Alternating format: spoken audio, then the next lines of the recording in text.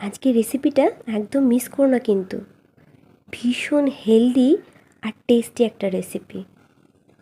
Card rice আমার ভীষণ পছন্দের, আমার অল টাইম ফেভারিট। তার জন্য একটু ভাতের মধ্যে খানিকটা টক দই, হ্যাঁ দইটা অবশ্যই ফ্রেশ নিতে হবে, সামান্য কুচি করা পেঁয়াজ, সিদ্ধ করে টুকরো করা আলু। এবারে একটা কড়াইয়ে খুব সামান্য সর্ষের তেল গরম করে তাতে একটু জিরা, সামান্য একটু সর্ষে দানা, একটু হিং আর কারি পাতা, শুকনো লঙ্কা ফোড়ন দিতে হবে। হ্যাঁ, খুব সামান্য একটু মেথি দানাও দিতে হবে।